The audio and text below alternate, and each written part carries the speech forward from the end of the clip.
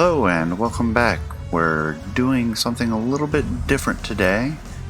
Mostly I want to discuss where the channel's going and starting up a side series to run concurrently with the Rule the Waves 2 series.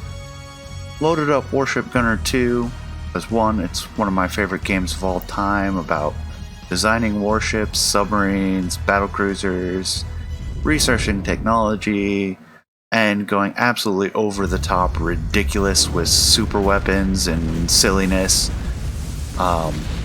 As you saw in a little bit of the opener, just absolutely nut bars crazy. It's a blast, it's a lot of fun.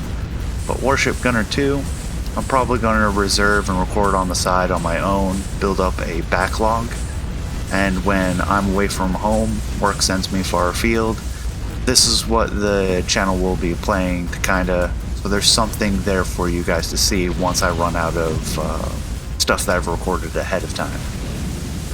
The game's set in a 1939 alternate universe, combines technology of the period in the real world with a variety of futuristic lasers and weapons, without the World War II only mode of the first game. It gets absolutely silly. It's a blast. If you've never seen it, heard it, or played it, and you want to pick up the PS2 classics, it's a lot of fun. You can play it on your PlayStation then. I own an original copy for the PS2. I still have a working PS2. I still use it from time to time. Normally just to play this.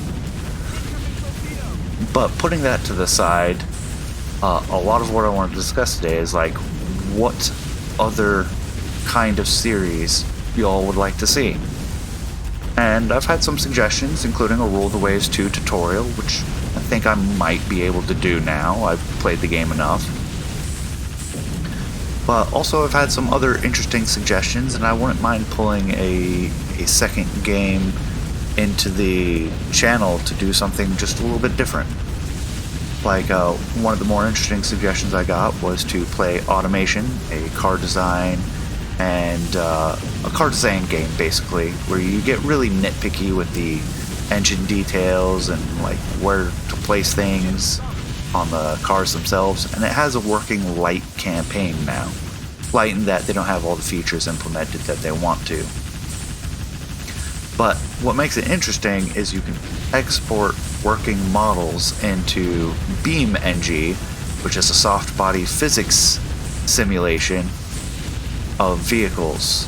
So crumple zones occur and the car wobbles a little bit, the whole frame will flex in BeamNG. And it might be interesting to run kind of a concurrent campaign where we bounce back and forth, export the car we just designed, here's what it's like on the test track, here's what it's like in a city, this is actually a decent car, or this is absolute rubbish, I can't believe so many people are buying this car. So that might be interesting. I've also had a suggestion to play Sunless Sea. I know it made a bit of a debut on Steam, and if you know about the Fallen London web game, it's set in the same universe. You start in Fallen London.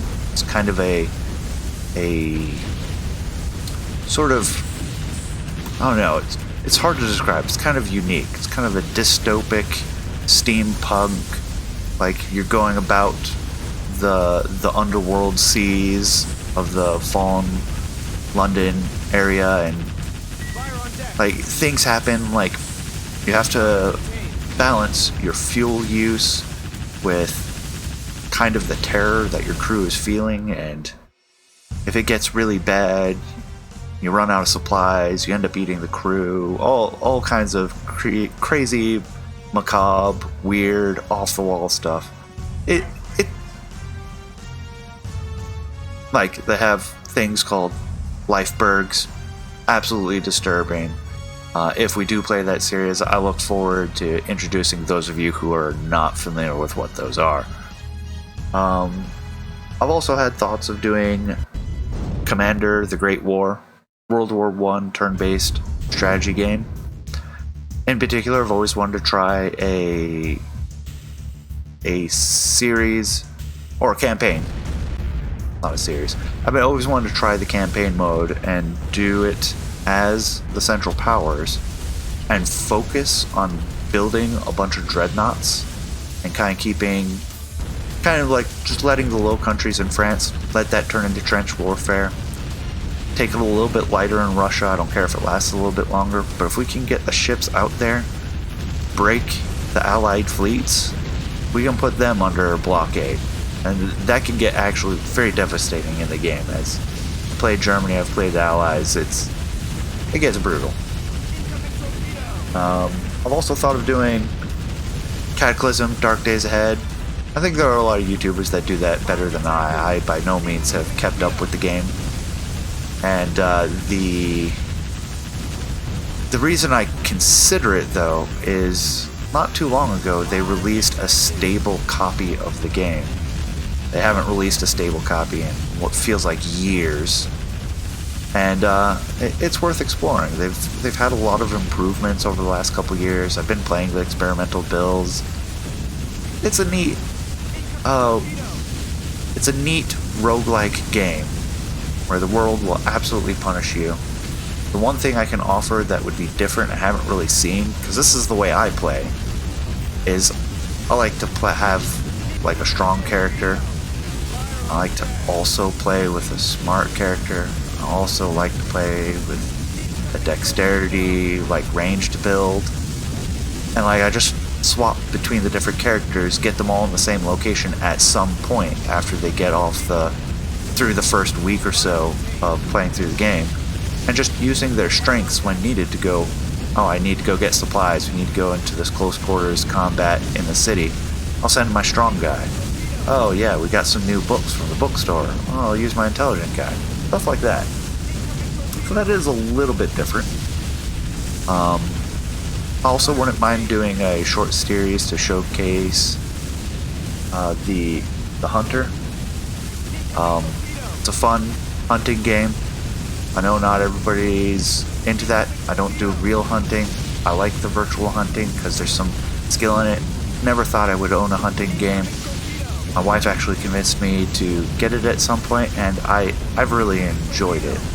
Like, by no means real, but it's not totally arcadey like some of the other, like Deer Hunter or some of the other ones like that.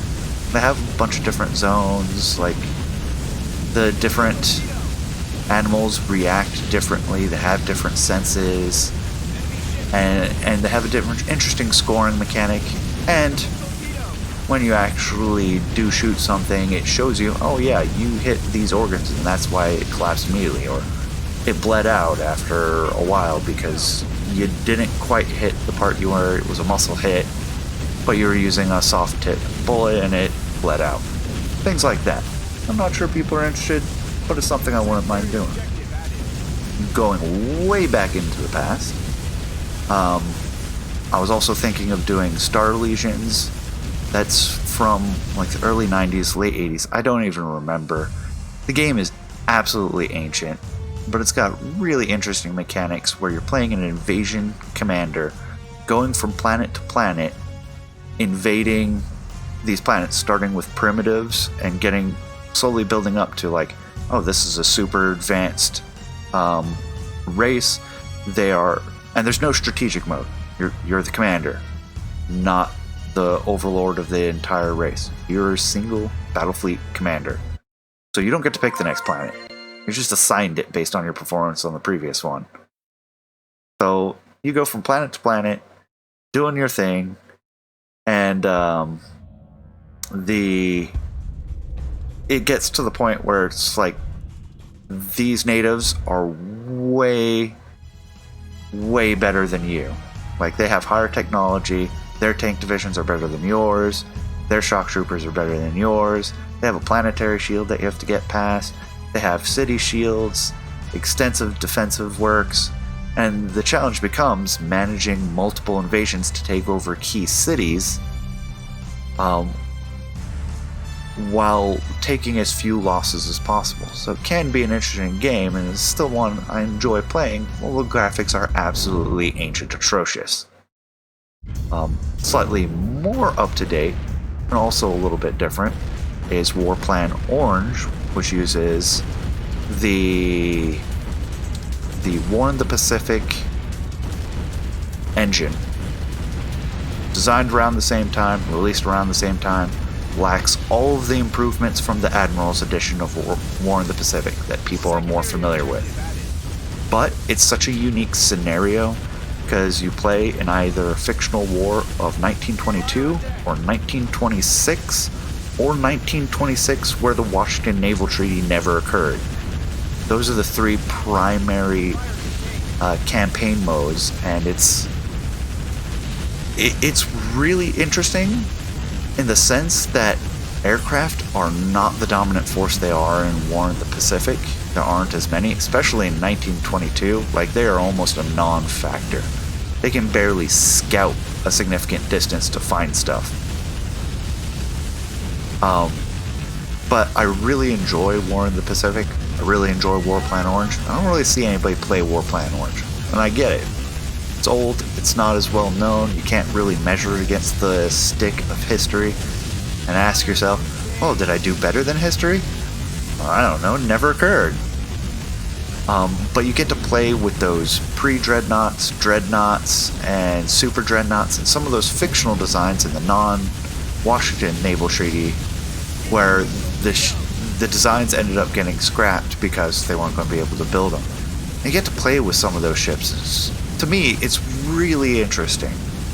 And I've been really starting to ramp up and play it a lot more on the side.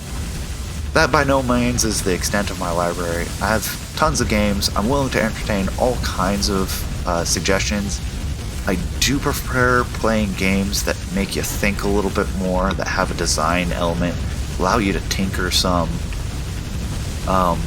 So by all means, make your own suggestions. Let me know what you think. And we'll see if we can get a second series off on the side. Whether you've never played it or you'd like to see how somebody else plays it. Regardless. So, thank you for your time. And if you hang with me, I'll play for another 5-10 minutes, get through the first mission of this, and that'll be an proper introduction into Warship Gunner 2. So I only intend to play on normal difficulty. I'll let this intro play through. March 25th, 1939, 1000 hours. You're part of the Wilkian Navy in a training maneuver with a cadet crew.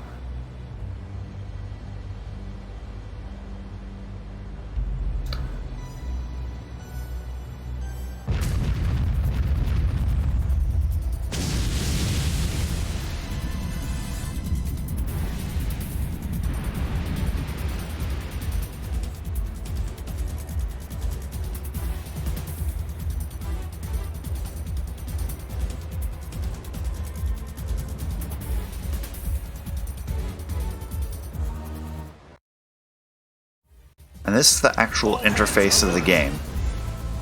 They start you in a cruiser that you really don't have the tech for after you get through the initial part.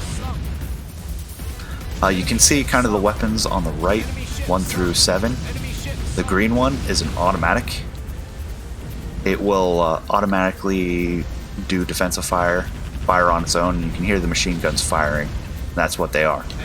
Give you switch weapons so you can actually see what some of them are. And this initial part, it's kind of a nonsense scenario. It doesn't really matter at all. You're supposed to exit the map on the south side, running from all these ships that are shooting at you. I'm an old hand. I'm not afraid of a bunch of destroyers. Not in this game. And so I will just happily go and take them all out. Launching torpedoes, you can see them on the blue overlay. And I'll also get this squadron.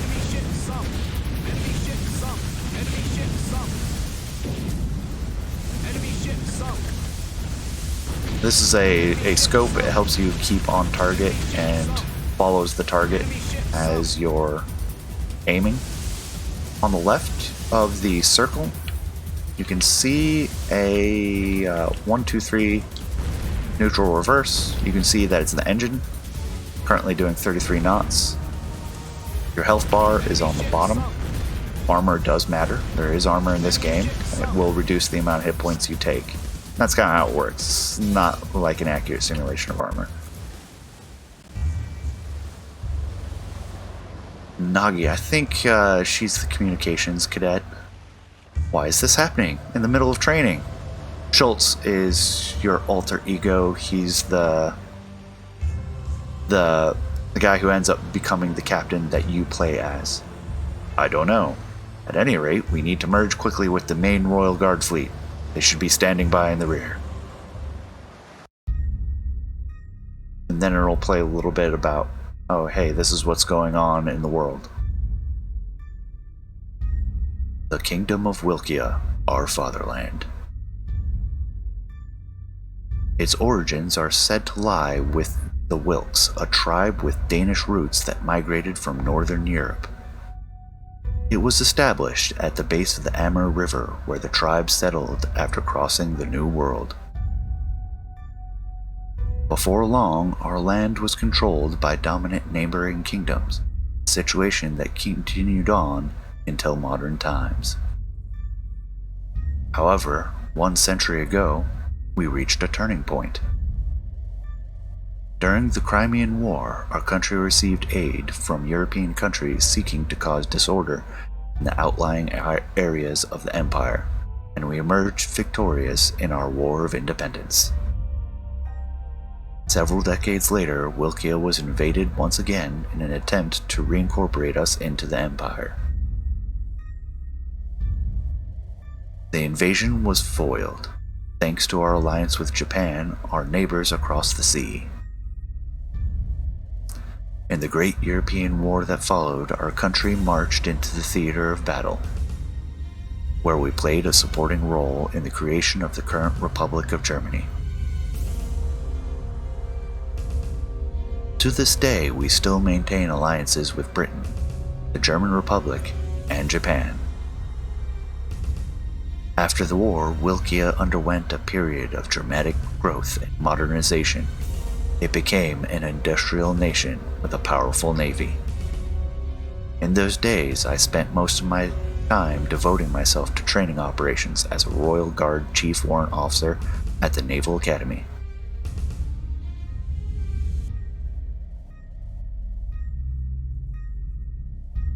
And as you can see, the gray area is kind of where Wilkia is based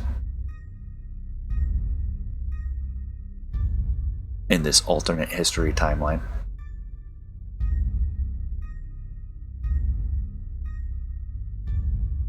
One year ago, April 5th, 1938 at 0800 hours, the cadets from the Wilkia Naval Academy begin their training.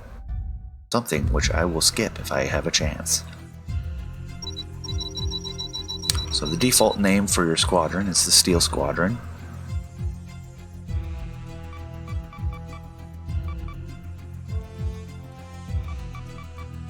And I might just pause it here and let you all ponder where to go with the channel to have a side series.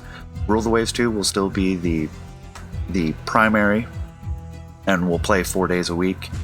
The second series will do 3 days a week, kind of on the schedule I had for Rule the Waves 1 and Rule the Waves 2 initially. So please let me know what you think of what to do for that side series, and if you have an opinion on what to call the fleet in Warship Gunner 2, I can easily put this to the side before I start recording ahead for those days where I'll eventually be sent away for a week or two at a time. So, thank you for staying to the end. Please let me know what you think. Leave a comment below, and I'll see you next time. Take care.